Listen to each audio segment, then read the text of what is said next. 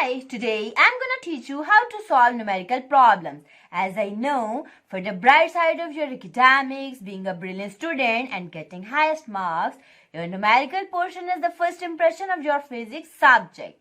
And I'm sure you want to make it a good one. So waiting for what? Start with me to learn in depth.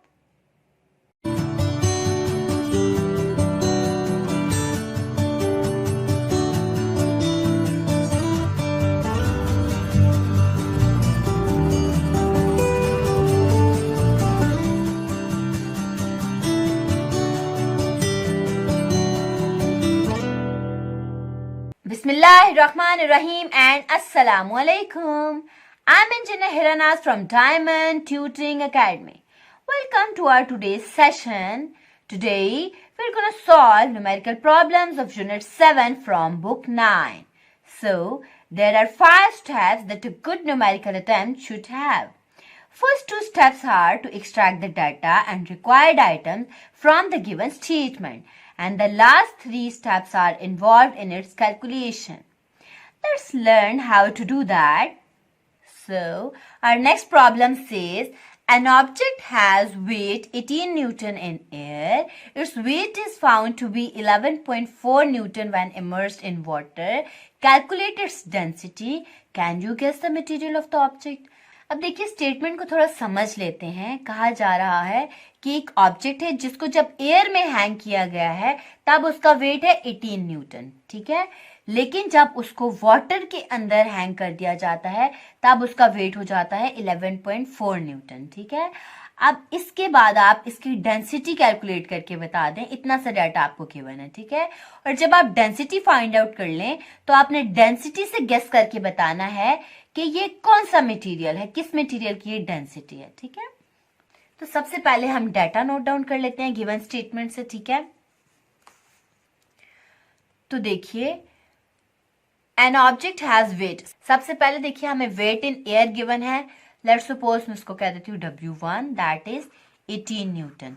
ठीक है, and wait 2 कह देते हैं हम इसको जब ये एयर की बजाय वाटर के अंदर है. ठीक है, सो हम इसे कह देते हैं W2.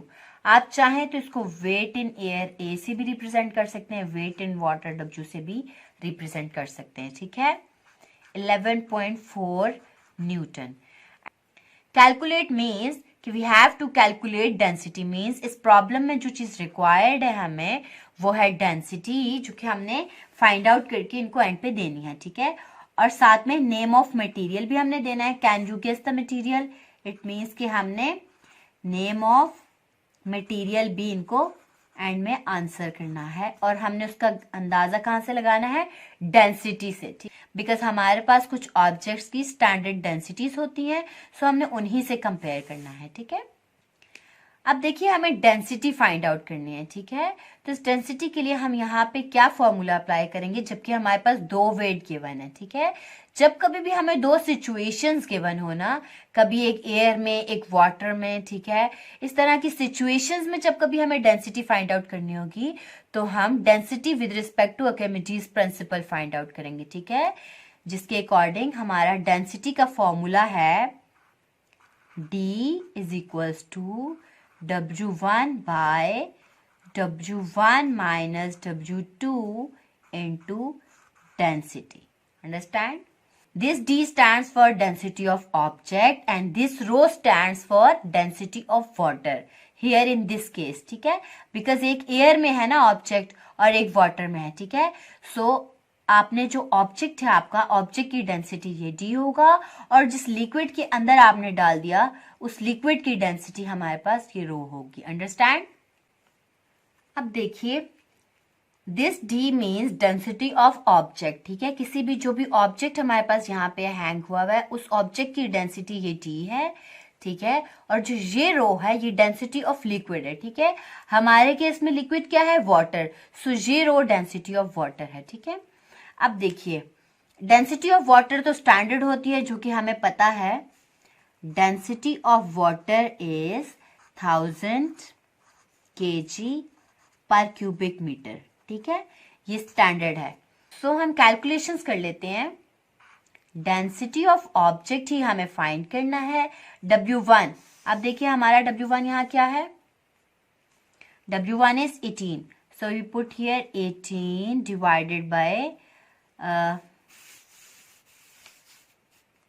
W1 by W1 minus W2. ठीक है, W1 is 18 minus W2 is 11.4 and we have to multiply them with density of water, that is here in this case 1000. ठीक है, and that is standard.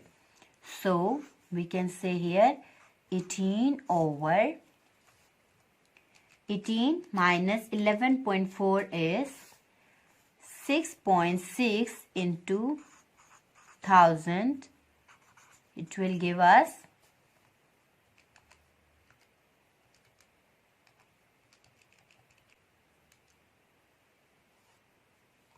27.2 kilogram per cubic meter. So you can round them off to get 27 cubic kg per cubic meter. So you can write here result of this as the density of object is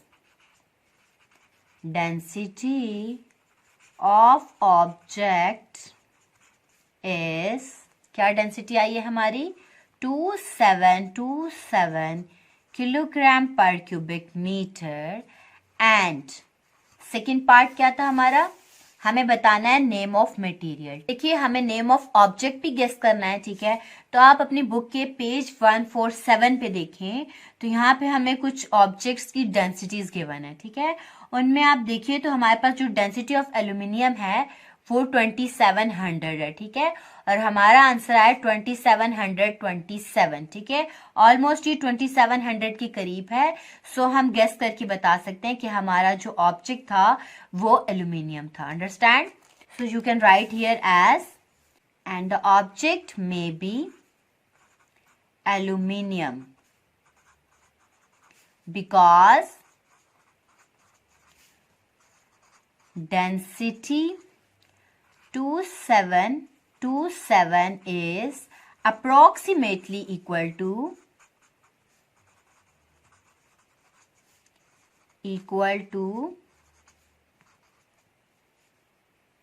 density of aluminium, which is 2700. Understand? And that's all.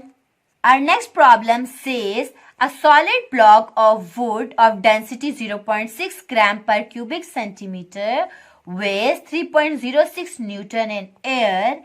Determine the volume of block. And the part 2 says determine the volume of block immersed when placed freely in liquid of density 0.9 gram per cubic centimeter. अब देखिए statement को थोड़ा समझ लेते हैं। Statement में कहा जा रहा है हमारे पास एक वुड का बना सॉलिड ब्लॉक है जो कि हैंग किया हुआ है एयर में, ठीक है। अब जब इसको एयर में हैंग किया हुआ है तो इसका वेट है 3.06 न्यूटन। अंडरस्टैंड? ठीक है। अब कह रहे हैं जब ये एयर में है तब तो आप इसका वॉल्यूम फाइंड आउट करके दे दें, ठीक है।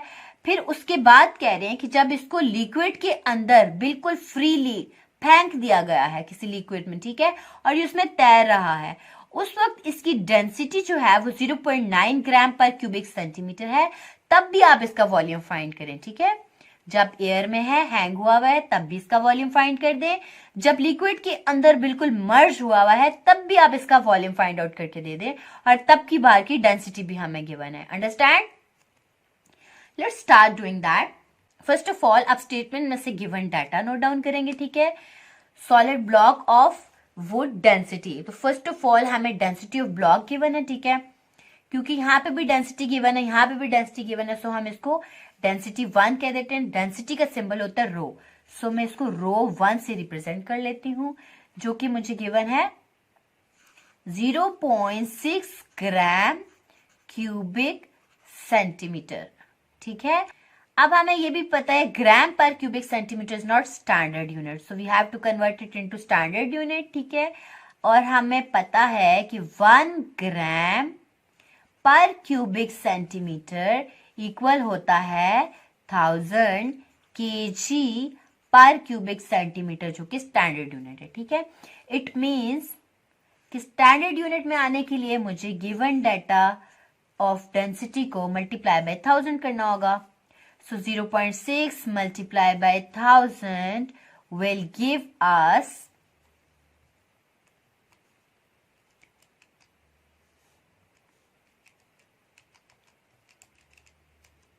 600 किलोग्राम पर cubic centimetre which is standard unit. ठीक है, नेक्स्ट देख लेते हैं weighs 3.06 newton in air, means weight given है इन एयर जो कि है 3.06 न्यूटन। ठीक है, determine the volume of block, तो पहली बात कि जो चीज हमें रिक्वायर्ड है वो हम यहाँ रिक्वायर्ड में लिखेंगे। वॉल्यूम ऑफ ब्लॉक हमें फाइंड करना है सबसे पहले, एंड नेक्स्ट हमें करना है volume of block he find करना है, लेकिन है वो हमें गिवन है डेंसिटी।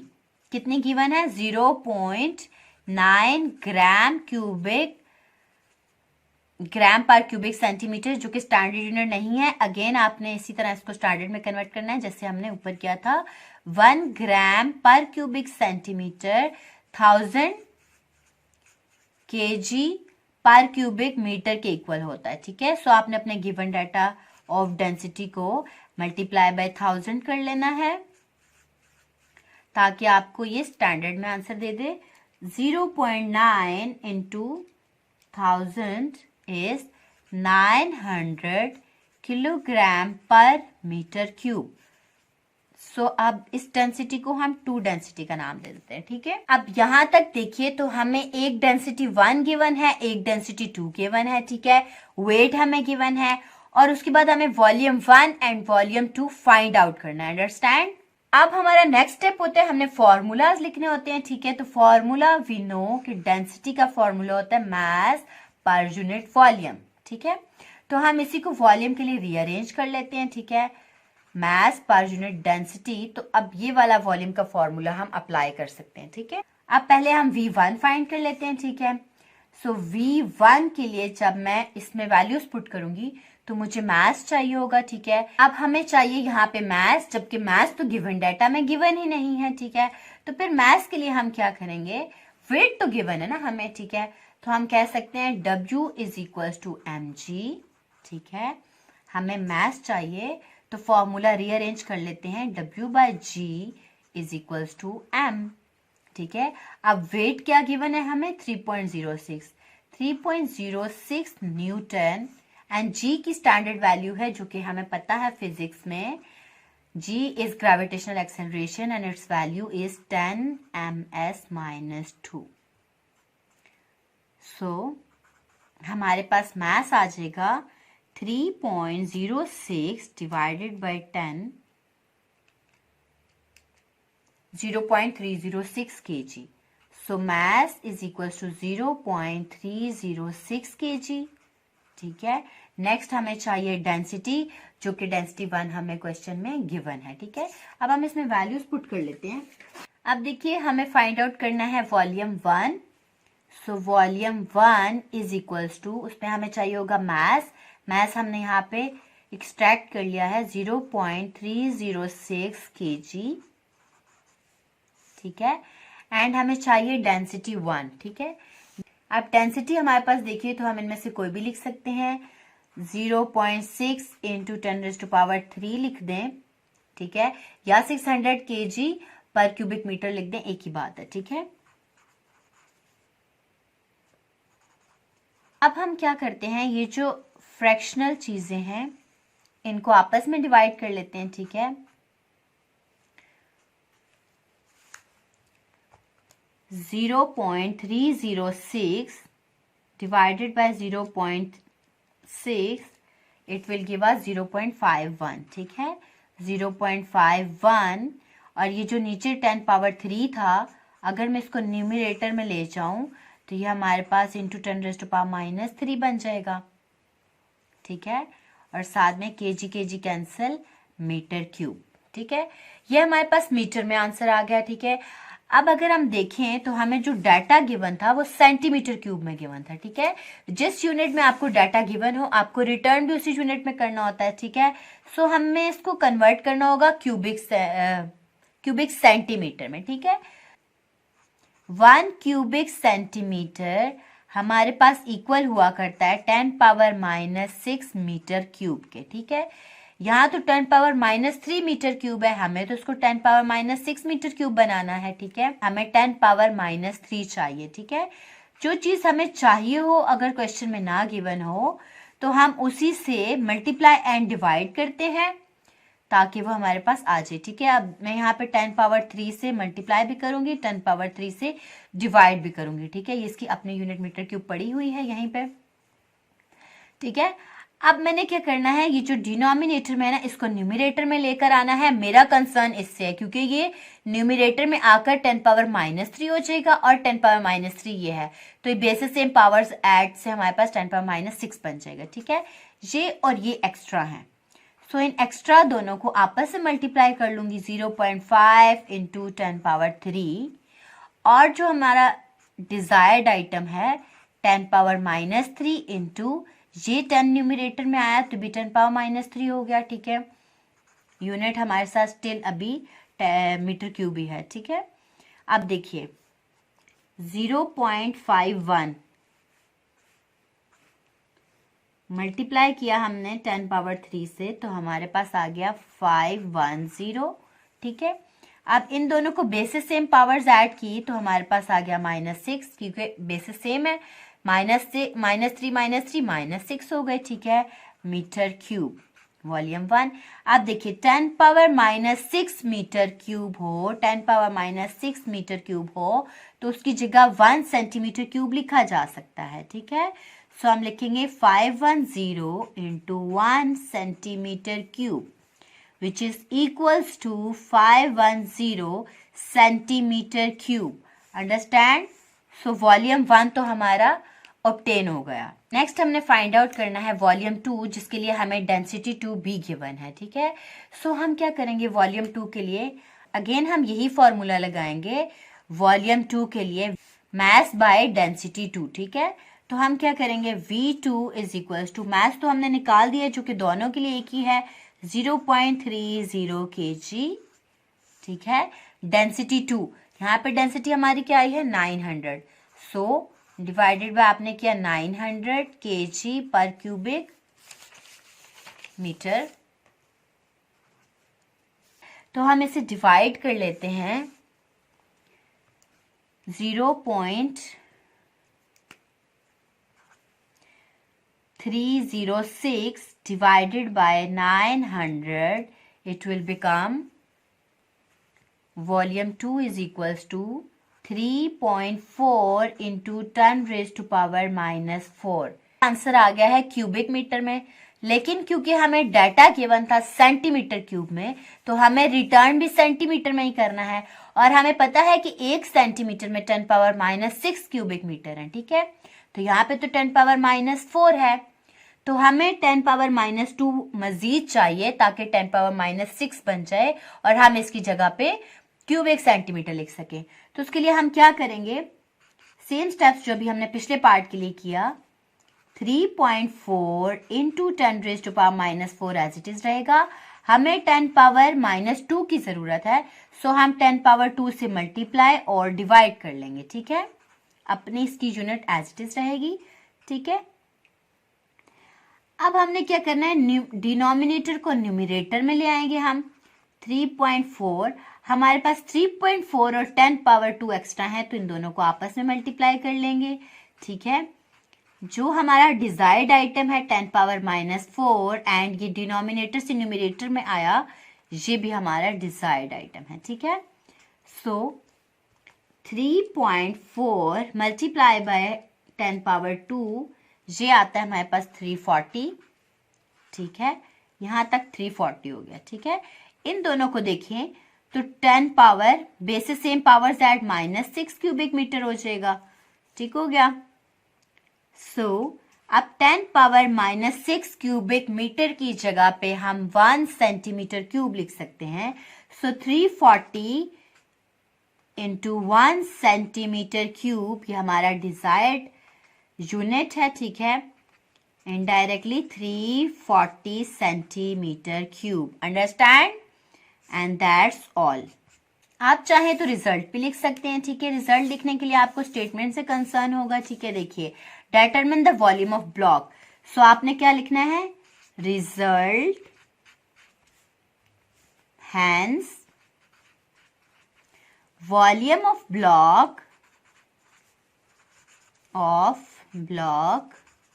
इज। अब ये वॉल्यूम 1 की बात हो रही है। क्या वॉल्यूम 1 आया है आपका, वॉल्यूम 1 आया 510 क्यूबिक सेंटीमीटर। सो आपने यहां लिखना है volume of block is 510 cubic centimetre. And दूसरा वॉल्यूम क्या है, volume of block immersed when placed freely in the liquid. So आपने कहना है volume of block when immersed